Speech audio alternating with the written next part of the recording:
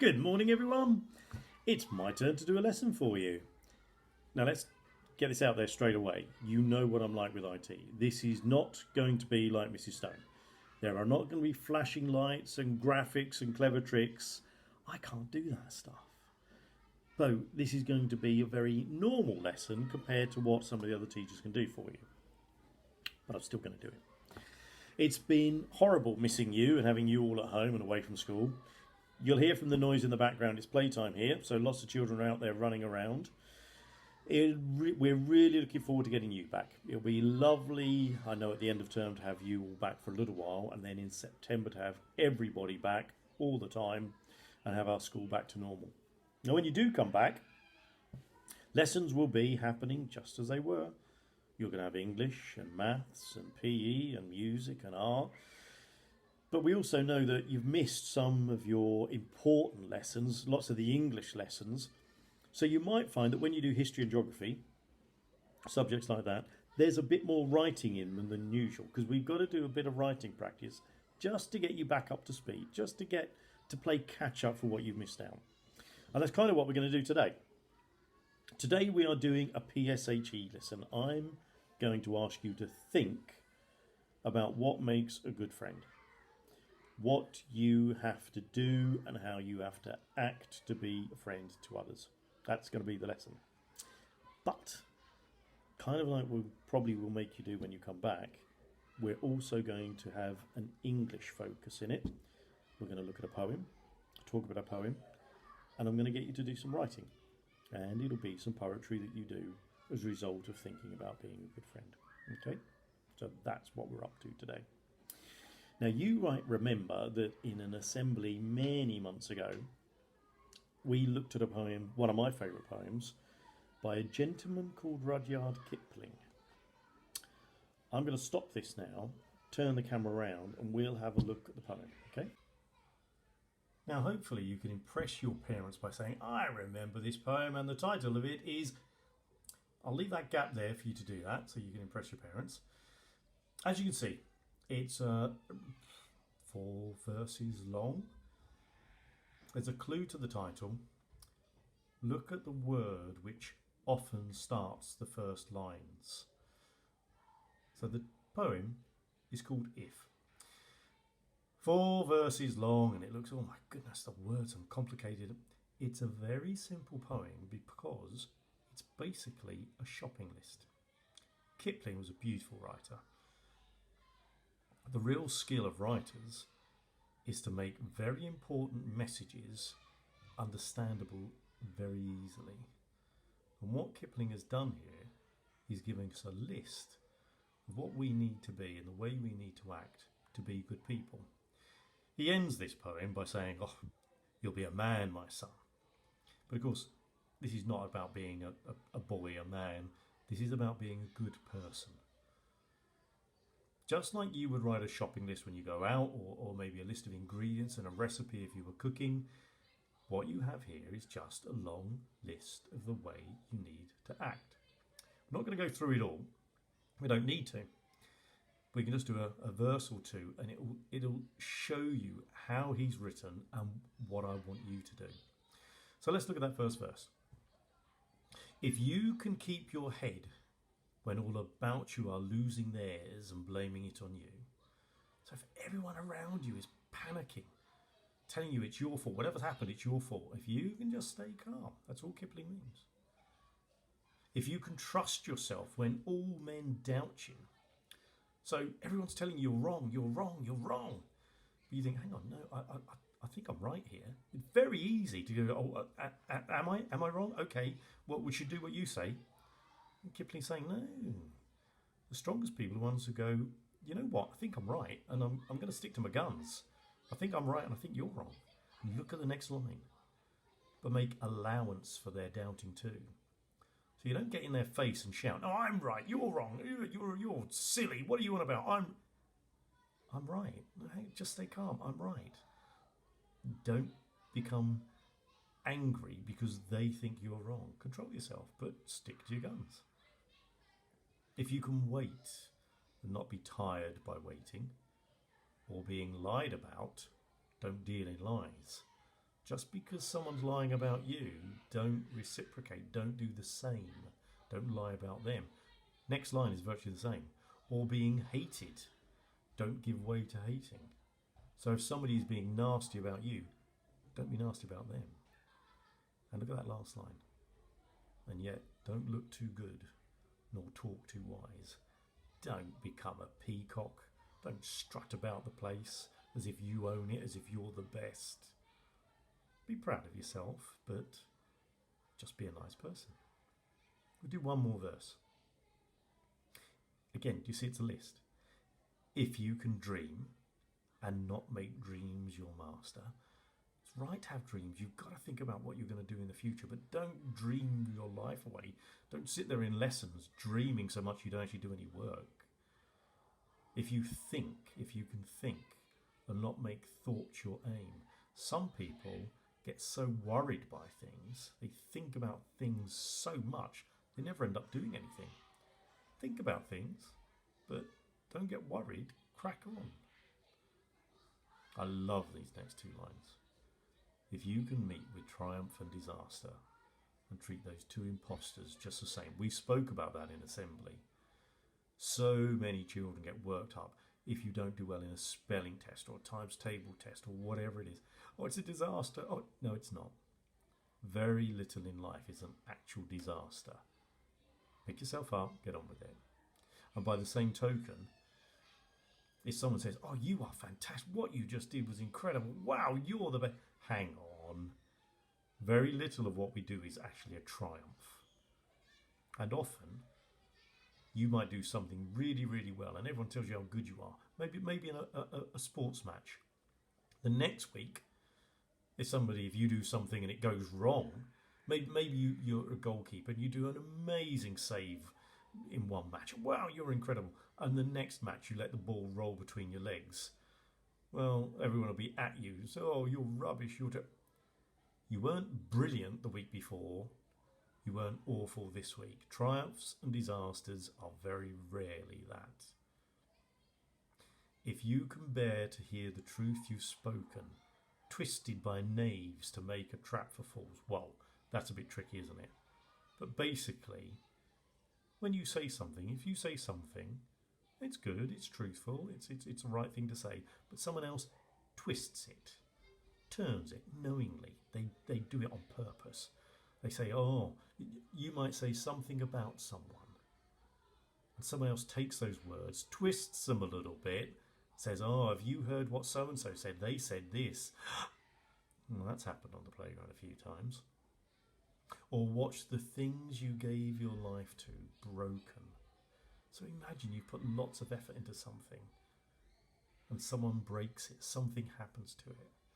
And your reaction when that happens is you stoop and build them up with worn out tools. What Kipling is saying is even if your tools are worn out from what you've done, you're tired, you haven't got everything you needed to do it again, but you just get back on with it and rebuild it. I won't go through it all. But can you see that what Kipling is giving you there is a list? If you can do this, if you can do that, if you can do this. He's listing the attributes, the characteristics that he thinks you should have to be a good person. Can you see at the bottom? I'll move this down. What I want you to do. We're going to talk about this in a moment in more detail. But there's a PSHE side to this. Really thinking about what makes a friend. And then an English side. When you write your words, I want you to draft and redraft and redraft and redraft until your ifs are written in the most concise way possible. We'll talk about what concise means in a minute. I'll flick this round again, so be prepared, you're going to get my face. Hold your breath. I know, we're back. There we are. So, first big lesson for you. You've got the English bit here and you've got the PSHE bit. And of course, you're all going to say, when I say to you, what's the most important thing? You're going to say, the English, Mr. Holditch, it's the English. Because the teachers always want us to do our best handwriting and use good vocabulary and adjectives and adverbs. And forget it. The English is not the most important bit. The PSHE is. We can teach you how... wonderful vocabulary. We can teach you how to use the best punctuation. We can teach you beautiful handwriting. We can do everything so you've got all the English skills you need. But if you're not able to think about things, if you can't in your head get something you want to say, something important, something that people would want to listen to, doesn't really matter if you've got beautiful English skills. You'd end up writing things well, but what you write isn't very important. The most important part of English, of being a writer, is having something to say, is having something really important to say. Of course, the best writers are the ones who've got something to say and they've got the English skills to say it well. But the most important part of this lesson today is you think about what makes a good friend. Okay? Really, really think about it. I've tried a little bit, and I was thinking that before lockdown, if we were in normal life, you were out on your bikes and going away with friends and going around houses, etc. Try and think about that. Most of us have friends that we see and spend time with, but we don't really find out that they're a very, very good friend until life is nasty. So when things go wrong in life, that's when we find out who our real friends are. Now, you spend time on a school playground. School playgrounds can be awful places. Sometimes people are really nasty on school playgrounds. It doesn't always be a school playground. It could be at the park. It could be at the swimming pool. Children can sometimes be very nasty to each other. I bet most of you have either had it happen to them or you've seen it where children have needed a friend. So let's think about that a little bit, okay? Right, you've escaped my face again. I wrote this down. Picture being on the playground. Maybe it's you. Maybe you've seen it happen. When there's one person on their own. There's a group. There's 2, 3, 4, 5 children, whatever. But they're picking on the other person. Not letting them play, being nasty to them, whatever it is. So I wrote this down. My if you will still be my friend, even though lots of other people are being nasty to me and don't want to play with me. We've probably all seen that on the playground, even if we haven't experienced it ourselves. I remember as a boy, I certainly have. That's what I wrote down as my if. Remember, PSHE, really think about what makes a friend. Well, I started doing it. The English was to draft, redraft our own ifs in the most concise way possible. That concise thing. Concise means try and make it small, tight. Try and cut it down. Try and use fewer words. Try and make it so that the message is there without it going on and on and on. Now, I think my if you will still be my friend, even though lots of other people are being nasty to me, don't want to play with me, I don't think it's concise. I don't think it's the best poetry. I think I've identified a situation, but I think probably what I've got to do now is draft and redraft that just to cut it down a bit. So I'm going to have a go. But I'll let you into a little secret. I've had to cover up what I've written underneath because I recorded the next 2 or 3 sections, but I did it with the camera held the other way around. So I've had to delete them. So I've had to cover up what I've written subsequently. But you can still see what I've done here. Look, I've taken my writing and I've tried to draft it. I had, if you will still be my friend, even though lots of other people are being nasty to me and don't want to play with me. Now, I thought, hang on, I've got to cut this down. Though lots of other people. Well, I could just use everyone. That's more concise. And of course, I've then got to change the R to an is. So if you will still be my friend when everyone is being nasty to me. And I thought as well, and don't want to play with me? Well, they're not going to want to play with me if they're being nasty. So I probably don't need that. So I then had, if you will still be my friend when everyone, or even, and of course I had to change the even to when, because I have to even though. If you will still be my friend when everyone is being nasty to me. And then I thought, I'll take out the still, I don't need that. If you will be my friend when everyone is being nasty to me. So I think that's an improvement. I still think I can do better. What I'd like you to do is to write down your next step from that. You can picture the scenario. We're on the playground, 4 or 5 people being nasty to someone. I've written, if you will be my friend when everyone is being nasty to me. I'll pause this. See if you can write the next draft. I've done one under the paper. I'll reveal it in a moment. See if you can write something that make my lines better. Okay. I tried to picture that scenario, and I have been there as a little boy, standing facing 4 or 5 people. And I thought, what I really want is someone to be with me when that happens. So I thought, I don't need my friend in my writing because the whole poem is about being a friend.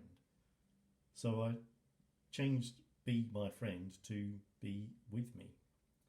And then being nasty to me, I know what everyone means, but it sounds better, I think, to say everyone is against me. I think is against me sounds better than being nasty to me. So I've now got my poem to be, if you will be with me when everyone is against me. And also I like the fact that I've now got the with me and against me. I think in terms of poetry that sounds better. I'm going to try one more draft, I think. Have a look at what you've written. Are you happy with it? And bear in mind here, these are your words. We can comment on punctuation or grammar or anything like that, but not your thoughts. You're writing your thoughts. No one's going to tell you they're not good enough. But perhaps look at them and just think, have you used the words which get your thoughts down as concisely and powerfully as you wish? Just look at it, see if you want to change anything. I'll pause this and then I'm going to show you what I ended up with. Okay, that's my end one. I pictured being on the playground, facing those 4 or 5 people. What I'd really want is someone to walk and stand next to me, physically be next to me. So I've put, if you will stand beside me when no one else will. And I think that's what I'd want from my friend if I was alone in the playground and people were being nasty to me. I'm going to think of something else. I'll pause this, turn it over, and we'll have a look at the next if that I've written. Before I do, you get my horrible face again, I do apologise. Do you remember in one of our assemblies it was Lily and Amy, and I got them up because I'd watched them. I just happened luckily to be walking down the playground when I saw that there was a little child, one of our little ones, upset and had walked past them, and Lily and Amy were part of a group sitting at a bench having lunch or playing, and they were quite happy. And the moment they saw that child upset, they jumped up, left what they were doing, ran after the child, looked after him, brought him to an adult. I was there, I saw it all. It was lovely. And remember, I got them up in assembly and spoke about it. My next if is about that. Again, I've just put my thoughts down. It's not concise, but I'm going to draft it. If you will stop doing something really interesting to help me when I am sad, if you will be like Lily and Amy, if you'll stop doing something really interesting to help me when I'm sad, you know what I mean. I don't think it's very concise.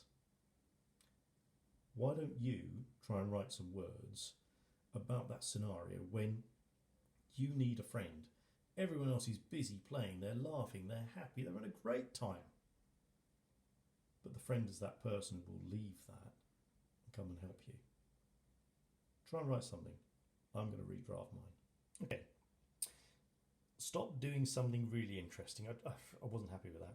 If you will give up, and I thought if I say what makes you happy, it's the opposite of sad. And I thought poetically, that sounds better. If you will give up what makes you happy, in order to stop me being sad. So I changed the stop doing something really interesting bit and tried to use words that mirror up, that reflect the end of my poetry there about being sad. If you will give up what makes you happy in order to stop me being sad. And also I've got you and me. If you will give up what makes you happy in order to stop me being sad. I'm happy with that. Not finished though, I don't think. I think I'll go back to it. Have a look at what you've written. Are you absolutely happy with it? Or do you want to fiddle a little bit and just change it, draft it, see if you can get it even better? Okay, I'm not sure about this. I've changed it. If you will, and again, I didn't like what makes you happy. It sounds a bit clumsy, what makes you happy. If you will give up your happiness, I think that sounds better than what makes you happy. But then I changed in order to stop me being sad to cheer me up. If you will give up your happiness to cheer me up. I'm probably happier with the happiness. I'm not as happy with the end part. I think I probably need one more go. Maybe, if you're happy with yours, try and change mine. See if you can change it and make it better. I'll have a go. You have a go. Right, I'm happy with this. I'm not showing you yet. I was thinking, like, last night at home, I was enjoying just having a quiet 5 minutes, watching TV. There was something on. Florence, my little daughter, clambered on me, and she was pulling up my t-shirt, pulling it over my head, finding it the funniest thing ever, and she was giggling and laughing, and I wanted to watch what was on TV, but seeing her smile and laugh while she played around with me just made me so happy, far happier than watching TV could. So I came up with this. I thought of that scenario. If you will find your happiness in making me happy. Now that's a friend, isn't it? Someone who really is happy if you're happy, and cheering you up, stopping your tears, making you laugh, making you smile is what makes them happy. Now I think that's a friend. I'm happy with that one. Look, this is what I want you to do. I've got another one. Should we go through one more, just so that you're sure what I'm asking of you? I'll give you one more of my ifs and we'll draft it, try and make it tight, and then I'm going to send you on your way. Right, last one. If when you have lots of sweets, you will remember to share some with me when I don't have any. Yes, I've done it on purpose. It's rubbish, isn't it? You know the scenario. Someone's got lots of what you'd like and you haven't got any. I've written it badly on purpose. I'm going to draft it. You try and improve it as well. Take that awful clumsy sentence. If when you have lots of sweets, you will remember to share some with me when I don't have any. Improve it. Draft it. Make it concise. I'll have a go as well. I'll compare in a minute. I'll see you back here in a second. Right, there's my second attempt. If when you have lots of sweets, you will remember to share. Okay. Do we need to write all of that down? If you will share with me when you have lots, and I've changed, when I don't have any, I have none. If you will share with me when you have lots, and I have none. Now that is a lot better than my first attempt. Have a look at yours.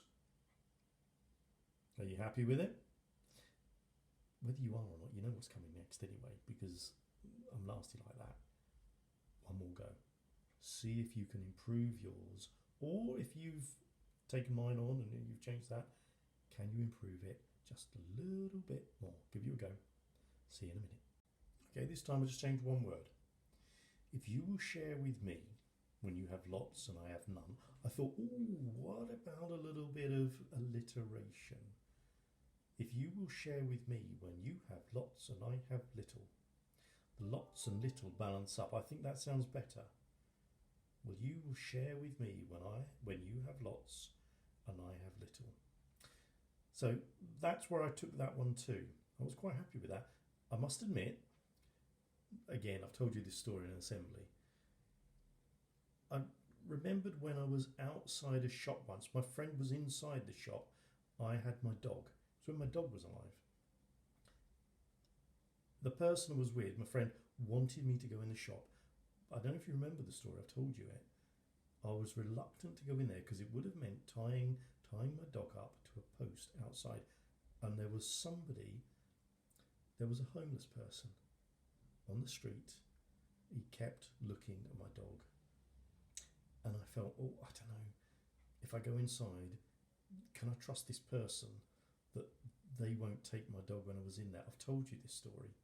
I was very ashamed of myself because, do you remember, the homeless person was really interested in my dog.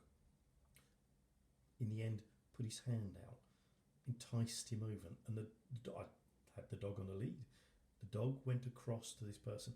The person had cardboard to sleep in, was wearing rags, had nothing, obviously had no money, nowhere to go. Do you remember what I told you happened? The homeless person reached into their pocket, took out a sandwich. It was one of the few things they'd got to eat. It was obviously something that a charity had given them. And he shared the sandwich with my dog. Here was I looking at this person thinking they were going to steal my dog possibly. And in fact, this person who was living on the streets and had nothing, gave up the little food he had to share with my dog to make the dog happy. So I ended up writing this. If you will share when you have too little to share. Now, isn't that the real friend? Easy to share when you've got lots, but isn't the real friend the one who shares with you when they don't have enough for themselves? So that's what I came up with as my last thought. So there we are. We've had 3 examples we've worked through. What I would like you to do, please, is to write poetry in the style of Kipling, but your sentences are going to be ones which you've thought about what makes a good friend. You can email them in to me, or you'll see from what I've done, my handwriting is awful, terrible handwriter, but I like using a pen. If you like using a pen, write them in pen, send them in to me, because what I would like to do is I'd like to make a display. Another one of our assemblies, do you remember when I put the picture up under the blanket at the front of the hall, and I said to you, that is a picture of the person you must impress. That's the picture of the person in this world who you must make proud of you. Because I'm nasty and I spent weeks getting you to guess who it was, and of course eventually you realised it was a mirror. And the person in this world who you've got to make proud is yourself. If you can't look in the mirror and be proud of who you see looking back at you, then you've got to change who you are. I want those ifs to go around the mirror. Now the mirror is outside my office. I'll put up a copy of Kipling's poem. We will put up your poetry all around it. And I think whereas Kipling ends his poem about, and what's more, you'll be a man, my son, I think we will put up a little end point. So if you give me all the ifs, we will end our poem with, and you can be proud of yourself. So we'll put that up there. So email them in or send them in. I would like you, obviously, to do as many as you possibly can, but certainly you should be able to do a poem of a couple of verses, which is quite simple because it is just a list of the ifs. So give it a go, send it in to me. Okay, and I'll see you soon. Bye-bye.